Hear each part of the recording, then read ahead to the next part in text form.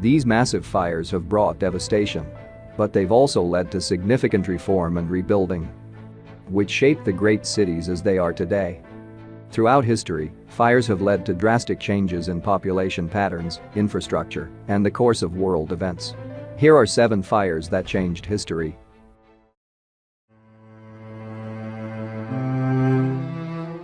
The burning of the Great Library of Alexandria.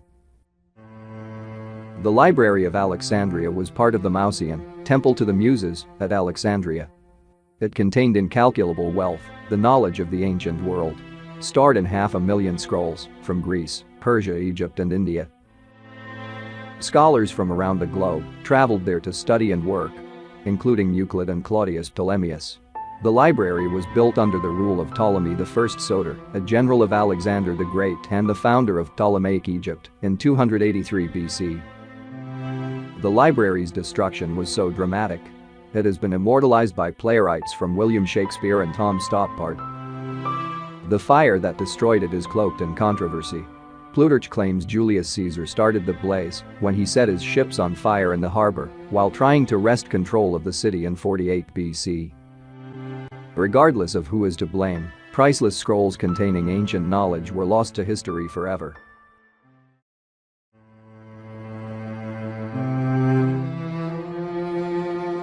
The Great Fire of London. The California wildfires of 2020 aren't the first huge fire to strike during a pandemic.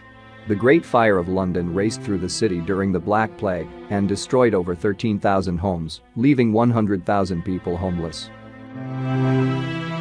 In September 1666, for 5 days, the fire gutted the majority of the medieval city and damaged iconic buildings like St. Paul's Cathedral. People fled with as many belongings as they could carry. Rebuilding London took over 30 years. But the city planning of Sir Christopher Wren can still be seen today in the city's stone buildings and wider streets, which replaced the narrow alleys and wooden structures the fire had claimed. The London fire also gave birth to 2 brand new industries: modern property insurance and the fire brigades.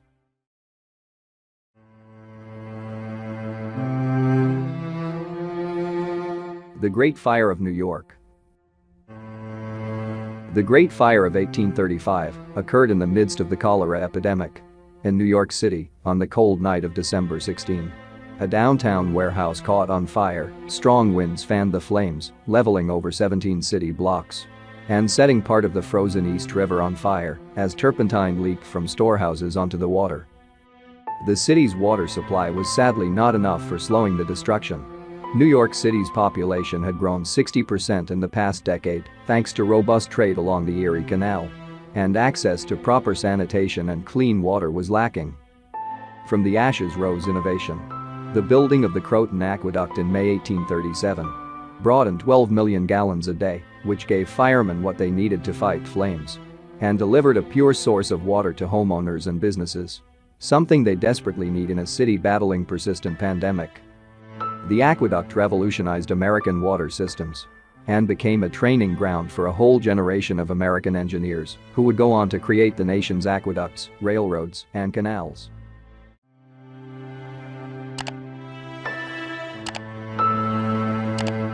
The Great Chicago Fire. The Great Chicago Fire lasted for 2 days in October 1871, leaving 300 people dead and over 90,000 homeless. A third of the city was destroyed. And since Chicago was at the center of the nation's telegraphic network, which was recently linked to Europe, the Great Fire was the first instant international news event. The Great Rebuilding that occurred in the fire's wake transformed Chicago and made it a new powerful hub for business. Over $10 million was donated to the community, which was soon accompanied by a great deal of capital investment. Chicago's crucial position between the natural resources of the American hinterland and the consumer appetites for grain, meat, and a wide range of other goods for the East and Europe made its rebuilding a high priority and a sound investment for investors.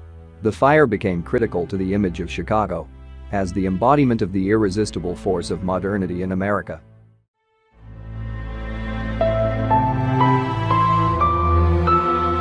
Triangle Shirtwaist Factory Fire.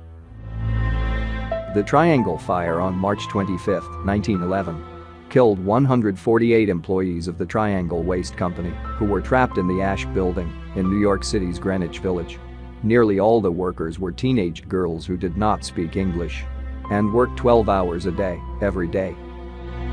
The tragedy brought widespread attention to the dangerous conditions of factories and led to the development of a series of laws and regulations that better protected the safety of workers. The fire helped unite organized labor and was the reason of President Franklin D. Roosevelt's New Deal agenda. Francis Perkins, who served on a committee that helped to set up the Factory Investigating Commission in New York in the wake of the fire, would later become Roosevelt's Secretary of Labor. The workers' union set up a march on April 5 on New York's Fifth Avenue to protest the conditions that had led to the fire. It was attended by 80,000 people. Despite a good deal of evidence that the owners and management had been horribly negligent in the fire, a grand jury failed to indict them on manslaughter charges.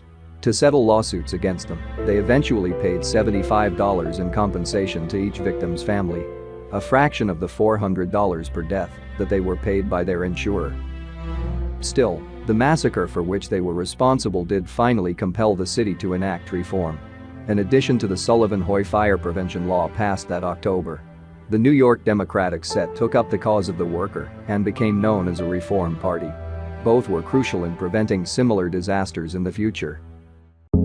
If you enjoyed this video, subscribe to our channel for more. Thanks for watching.